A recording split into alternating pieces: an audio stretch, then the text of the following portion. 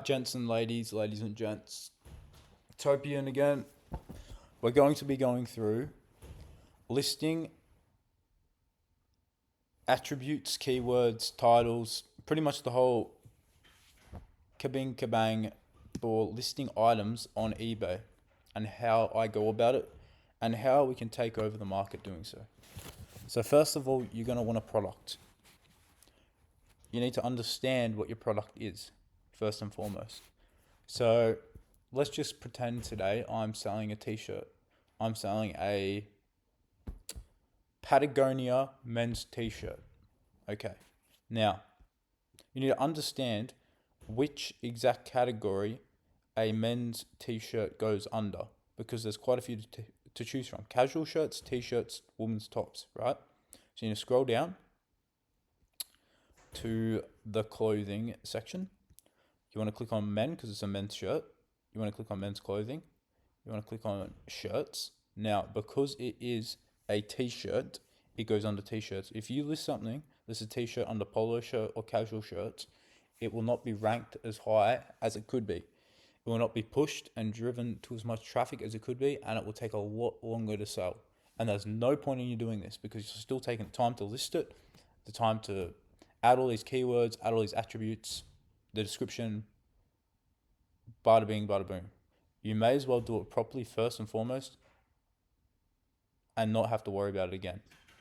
So here we'll click on t-shirts because that's what we're listing. Now, we're going to be continue without a match. Don't stress about this. Now, condition as well. What condition is it in?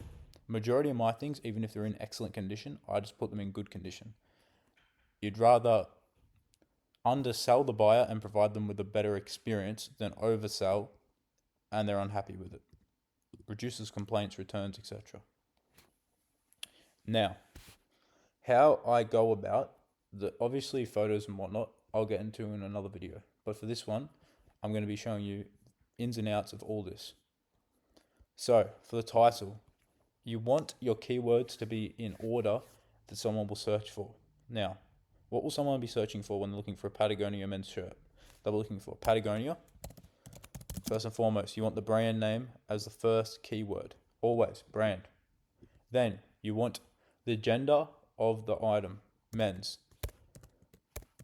Always capitals, and you always want to use apostrophes because you type it like this, it gets way less traffic. No one's going to tell you this. That's why you're here. Patagonia men's. Now you want to describe the item. What is it? It's a men's t-shirt. Again, you want to be using them. Now, so you've put in brand, gender, garment type. Now you want to put in size. Size large, we'll pretend it is. You always want to write large as just a letter, not large like this, just large, because people are lazy. Let's be real. People are lazy. They just type like that. They don't type large. They just type L for large. Now you want to say the color of the item, black. So we got Patagonia men's t-shirt, size large, black. Now what else about it? Is it a short sleeve or a long sleeve? It's a short sleeve. Now you want to, if it has writing on it in terms of a print, you want to write about the print because someone might search for that exact print, or you just want to fill this with other keywords that relate to that brand. So Patagonia is an outdoors brand. It's a casual brand. It's a city brand. People wear it out. They wear it outdoors. They wear it swimming. So something like this I would write for this.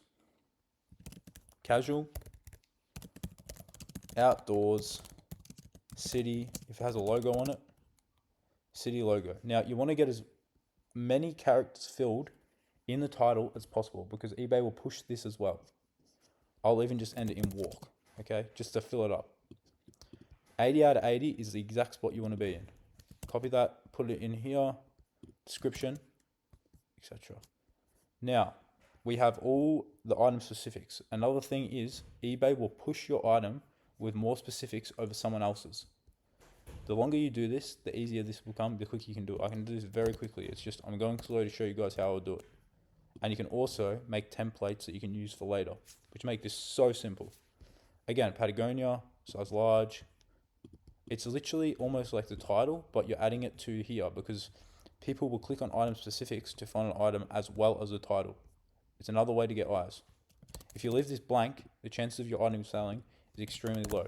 I'll just fill character with anything. It's not necessary, but I fill in everything. The material tag will be inside of a garment.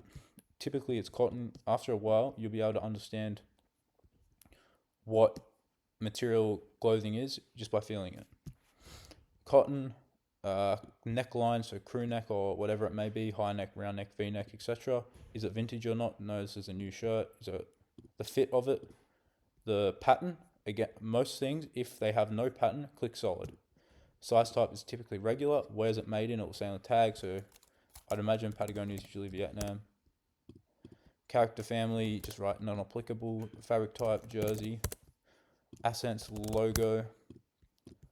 Handmade, no. This is something that no one talks about, and this is how you can really drive traffic to your ad. It's something that no one will talk to you about or speak on. In product line and MPN, you want to write in something very similar that people are looking for that will then click on your ad and they'll be like, okay, you know what? I actually like this shirt as well. So Patagonia hoodie in a size large. Okay, so I might type in Patagonia hoodie and my shirt will come up. No one else does this. Patagonia shorts, size large. Garment care just means bada bing. Okay, so now you don't worry about these two really. You can fill that in if you really want, but you don't necessarily need to. Model just means you can add whatever you want, product line, etc. But the main thing is you want to always fill in as many of these as possible. When it says searches there, that's going to help with searches, and trending will help. All these will help, especially in the clothing category. But no matter the category, you want to fill in everything. I personally don't write a condition description. It's just not something you necessarily need to do. You can just write it in the description here. So then you just write this, what condition is. I just write, is in good condition. Just very simple, just professional, simple, easy.